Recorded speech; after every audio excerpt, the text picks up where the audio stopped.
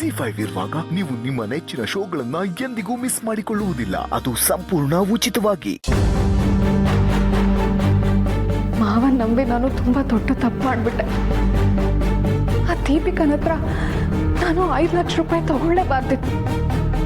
ತಗೊಂಡು ಅದನ್ನ ಮಾವನ್ ಕೈಗೊಂದು ಕೊಡ್ಲೇಬಾರ್ದಿತ್ತು. ದುಡ್ಡಿನ ಆಸೆ ಅನ್ನೋದು ಎಂಥವ್ರ ಜೀವನನೂ ಹಾಳು ಮಾಡಿಬಿಡುತ್ತೆ. ಕಷ್ಟಪಟ್ಟು ದುಡ್ಡು ಸಂಪಾದನೆ ಮಾಡೋ ದುಡ್ಡೇ ಬೇರೆ, ಅಡ್ತಾರೆ ಹಿಡಿದು ದುಡ್ಡು ಸಂಪಾದನೆ ಮಾಡೋದೇ ಬೇರೆ. ಕಷ್ಟಪಟ್ಟು ದುಡಿದ್ರೆ ನೆಮ್ಮದಿ ಆದರೂ ಇರುತ್ತೆ. ಈ ಅಡ್ತಾರೆ ಹಿಡಿದ್ರೆ ಇರೋ ನೆಮ್ಮದಿನೂ ಹಾಳಾಗುತ್ತೆ.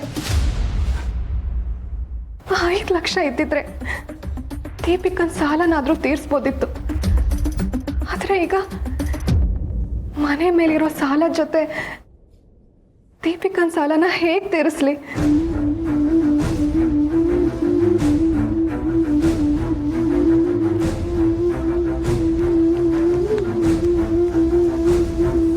ಸಂಧ್ಯಾ, ಏನು ಯೋಚನೆ ಮಾಡ್ತಿದ್ಯಾ? ಯಾಕೋ ಟೆನ್ಷನಲ್ಲಿರೋ ಹಾಗಿದ್ಯಾ? ಏನಿಲ್ಲ ಸಿರಿ, ಅದು ವರ್ಕ್ ಪ್ರೆಷರ್ ಸ್ವಲ್ಪ ಜಾಸ್ತಿ ಆಗಿತ್ತು, ಅದ್ರ ಬಗ್ಗೆನೇ ಯೋಚನೆ ಮಾಡ್ತಿದ್ದೆ. ವರ್ಕ್ ಪ್ರೆಷರಾ? ನೀನು ಕೆಲ್ಸಕ್ಕೆ ಸೇರಿ ಇಷ್ಟು ದಿನ ಆಗಿದೆ, ನೀನು ಯಾವತ್ತೂ ಈ ಥರ ಹೇಳಿರಲಿಲ್ಲ. ನನಗೆ ಯಾಕೋ ಇದು ವರ್ಕ್ ಪ್ರೆಷರ್ ಅಲ್ಲ ಅಂತ ಅನಿಸ್ತಾ ಇದೆ. ನೀನು ಬೇರೆ ಏನೋ ಯೋಚನೆ ಮಾಡ್ತಿದ್ಯಾ? ಏನು ಸಂಧ್ಯಾ, ಅಂಕಲ್ ಹಾಗೆಲ್ಲ ಮಾತಾಡಿದ್ರು ಅಂತ ಬೇಜಾರಾಯ್ತಾ? ಸಾಲನೆಲ್ಲ ನಾನೇ ತೀರಿಸ್ತೀನಿ ಅಂತ ಹೇಳಿದ್ರಲ್ಲ, ಏನು ಮಾಡೋಕ್ಕಾಗತ್ತೆ? ಆಗಿದ್ದಾಗೋಯ್ತು. ಇನ್ನು ಮುಂದೆ ಹಾಗೆಲ್ಲ ಮಾಡಬೇಡಿ ಅಂತ ಹೇಳಿದ್ರಾಯ್ತು ಅಷ್ಟೆ. ಅಷ್ಟೇ ಅಲ್ಲ ಸಿರಿ, ನಾನು ನಿಮ್ಮಿಂದ ಒಂದು ವಿಷಯ ಮುಚ್ಚಿಟ್ಟಿದ್ದೀನಿ.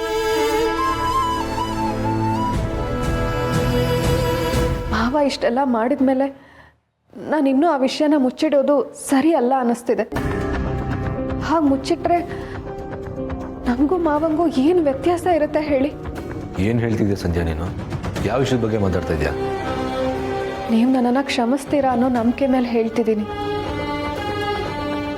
ಹಿಂದೆ ಮಾಡ್ಕೊಂಡಿರೋ ತಪ್ಪುಗಳು ಇವತ್ತಿಗೂ ಸರಿ ಹೋಗಿಲ್ಲ. ಆದರೆ ನಾನು ತುಂಬ ಬದಲಾಗಿದ್ದೀನಿ. ಹಳೆ ತಪ್ಪುಗಳಿಂದ ನನ್ನನ್ನು ಅಳಿಬೇಡಿ. ಖಂಡಿತ ಇಲ್ಲ ಸಂಧ್ಯಾ, ಅದೇನು ಅಂತ ಹೇಳು. ಅದು ನಾನು ಯಾರ ಹತ್ರನೋ 5 ಲಕ್ಷ ರೂಪಾಯಿ ಸಾಲ ಮಾಡಿದ್ದೆ. ಆ ದುಡ್ಡನ್ನೆಲ್ಲ ಮಾವನ ಹತ್ರನೇ ಕೊಟ್ಟಿದ್ದೆ. ಈಗ ಟ್ರೇಡಿಂಗು ಕಂಪ್ನಿ ಅಂತ ಮಾವ ಆ ದುಡ್ಡನ್ನೆಲ್ಲ ಕಳೆದ್ರಲ್ಲ, ಅದು ನಾನು ಕೊಟ್ಟಿದ್ದೆ ದುಡ್ಡು.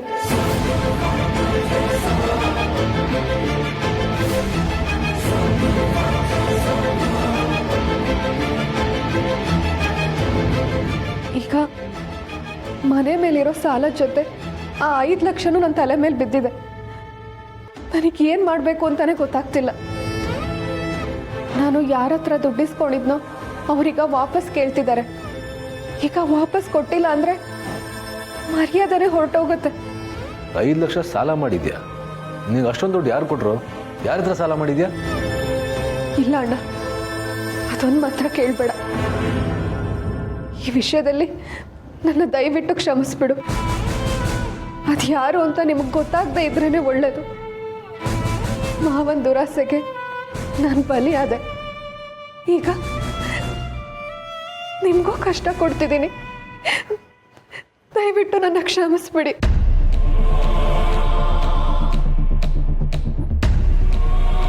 ನೀವಿದಕ್ಕೆ ನನಗೇನು ಶಿಕ್ಷೆ ಕೊಟ್ಟರು ಅನುಭವಿಸ್ತೀನಿ.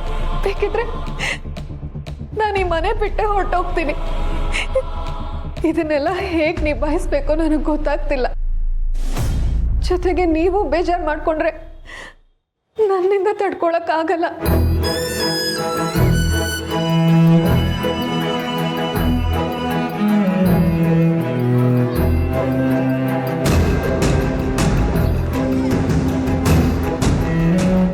ಸಂಧ್ಯಾ, ಆಗಿದ್ದಾಯ್ತು, ಜಾಸ್ತಿ ಯೋಚನೆ ಮಾಡಬೇಡ. ಹೇಗಾದರೂ ಮಾಡಿ ನಾವೇ ಕಷ್ಟಪಟ್ಟು ಆ ದುಡ್ಡನ್ನ ತೀರ್ಸೋಣ. ಆದರೆ ಈ ವಿಷಯ ತಾತಂಗೆ ಗೊತ್ತಾಗೋದು ಬೇಡ. ಹೌದು ಸಂಧ್ಯಾ, ತಾತಂಗೆ ಗೊತ್ತಾದರೆ ಅವ್ರು ಸುಮ್ಮನೆ ಕೋಪ ಮಾಡ್ಕೊಳ್ತಾರೆ, ಬೇಜಾರು ಮಾಡ್ಕೊಳ್ತಾರೆ. ನೀನು ದುಡ್ಡಿನ ಬಗ್ಗೆ ಯೋಚನೆ ಮಾಡಬೇಡ. ಹೇಗಾದರೂ ಮಾಡಿ ನಾವೇ ಕಷ್ಟಪಟ್ಟು ದುಡಿದು ಆ ದುಡ್ಡನ್ನ ತೀರ್ಸೋಣ. ಆದರೆ ಮುಂದೆ ಇನ್ಯಾವತ್ತೂ ಈ ರೀತಿ ತಪ್ಪು ಮಾಡೋಕ್ಕೆ ಹೋಗ್ಬಿಡ ಸಂಧ್ಯಾ. ಸ್ವಲ್ಪ ಎಚ್ಚರಿಕೆಯಿಂದ ಇರು.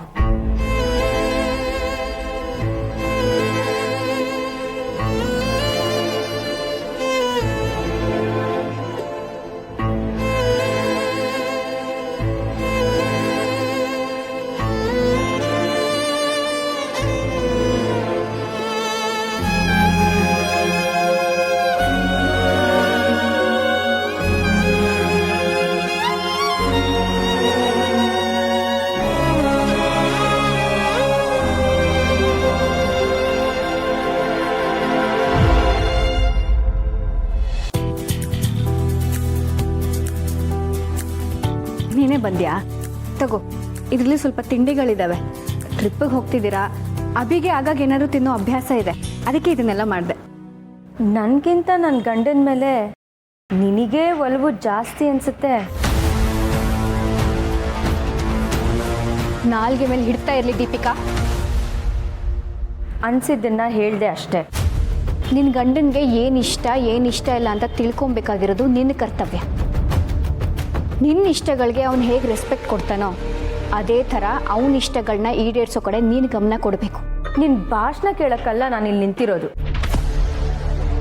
ಈಗ ಸದ್ಯಕ್ಕೆ 2 ದಿನಕ್ಕೆ ಅಂತ ಆಚೆ ಹೋಗ್ತಿದ್ದೀವಿ. ಮುಂದೆ ಒಂದಿನ ಅಭಿನ ಪರ್ಮನೆಂಟ್ ಆಗಿ ಈ ಮನೆಯಿಂದ ಆಚೆ ಕರ್ಕೊಂಡು ಹೋಗ್ತೀನಿ. ಇದೇ ಬುದ್ಧಿ ಬೇಡ ಅನ್ನೋದು. ನೀನು ಎಷ್ಟು ಸಲ ಪ್ರಯತ್ನ ಪಟ್ಟರು ಅದು ನಿನ್ನಿಂದ ಆಗದೆ ಇರೋ ಕೆಲಸ ದೀಪಿಕಾ. ಈ ಮನೆನ ಹೊಡಿತೀನಿ ಅನ್ನೋ ಭ್ರಮೆಲಿ ಬದುಕಬೇಡ. ಆ ಆಸೆ ನಿನಗಿದ್ರೆ ಅದ್ರ ಬೆನ್ನಲ್ಲೇ ನಿರಾಸೆನೂ ಆಗತ್ತೆ. ಟ್ರಿಪ್ಪಿಗೆ ಅಂತ ಹೊರಟಿದ್ದೀರಾ, ಇಂಥ ಕೆಟ್ಟ ಯೋಚನೆಗಳೆಲ್ಲ ತಲೆಯಿಂದ ತೆಗ್ದು ಹಾಕಿ 1-2 ದಿನ ಖುಷಿಯಾಗಿ ಹೋಗಿ ಬನ್ನಿ.